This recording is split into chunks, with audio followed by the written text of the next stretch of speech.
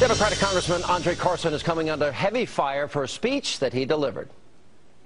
America will never tap into educational innovation and ingenuity without looking at the model that we have in our madrassas, in our schools, where innovation is encouraged, where the foundation is the Quran. And that model that we are pushing in some of our schools meets the multiple needs of students. Now, the congressman is now backtracking, saying that he was advocating all faith-based schools, but this is just one more outrageous statement that came from the congressman. Meanwhile, a top Muslim Brotherhood official in Egypt is again calling for jihad against Israel. And joining me now to talk about all these issues from the America Together Foundation, Michael Gauss, and from Act for America, Brigitte Gabriel. Guys, welcome back to the program. Thank you. Good to be back with you. All right, Mike, this is very simple for me. I mean, you don't believe in his backtracking. He was very clear that ingenuity we have in our madrasa and where the foundation is the Quran. He wasn't talking about all faith there. He was talking about madrasas. Aren't madrasas where the radicalism is taught? Well, he made two mistakes. One, he represents the people of Indiana, and his role is to uphold the Constitution and not support any religion in particular. Particularly, he was talking about Islam. He shouldn't be talking about that. The second mistake he made, which is a blunder, he failed to distinguish between the madrasas. There is a madrasa which produced Averroes, who influenced Maimonides and Thomas Aquinas, whose wisdom is part of our Constitution, versus the madrasas that we created and funded in Pakistan to fight the Russians. He should have distinguished between those two madrasas. And this ill-will madrasa began only in the 70s. Right. Let me Before ask Brigitte. 70s, you didn't talk about them. And also, Sean, the Christians in Palestine call their schools madrasa. All right, but Brigitte, for example, we know that Barack Obama, he talked about it in his own book, that he studied the Quran in Indonesia at a Muslim school.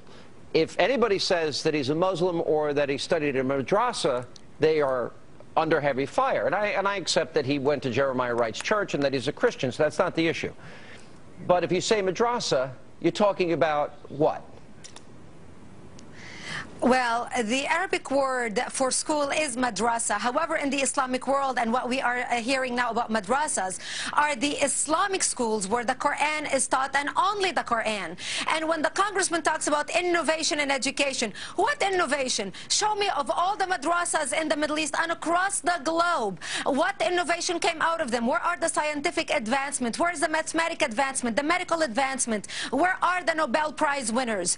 The most famous madrasa in the United States, the Saudi Academy in Northern Virginia, their valedictorian wanted to assassinate President Bush. When you look at our education and public schools, what America produced in its education and public schools were people that put a man on the moon, created cars, invented airplanes, invented the internet, Brigitte. invented medical technologies throughout the world. All right, so we have a top Muslim Brotherhood cleric. Now, the Muslim Brotherhood, Mike, you were wrong. And Obama was wrong. We now have a radical that has attacked Israel on many occasions, that is now in charge of Egypt. Same thing is happening in Libya.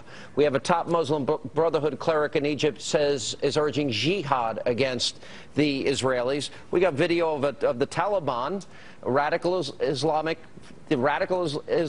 faith, on video showing an execution of a woman. Why? We'll put it up on the screen. For adultery. We can't show the video, obviously.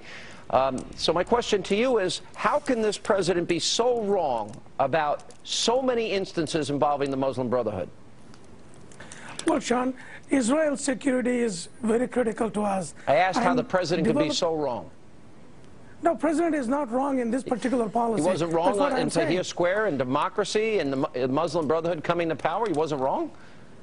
Well, what do you do? What are the choices? Israel's security is at stake. We need to do everything to protect that security, and the only way to do it is... But the Muslim Brotherhood is calling for war with Israel, jihad against Israel. Sean, there are nutcases every place. We have our own nutcases. There was Tom Tackrinder who wanted to bomb Mecca. But you told me this wouldn't happen, Mike. You said that would never happen in Egypt. You were wrong. No, no, the nutcases will always be there. It will always happen. We have to work through this. But when put Musri on pedestal, when he is the president, he has to deal with the Coptic Christians. He has to deal Brigitte, with factions who are opposed to him. And it's going to be a democracy there. Obama needs to be wise in dealing with our enemies. We are empowering Morsi. The more we show them credibility and lift them into the point where we're inviting them to meet with them and negotiate with them. That's the wrong message to send. All right, guys, thank you both for being with us, and I appreciate it. Let not your heart be troubled. Beckel is back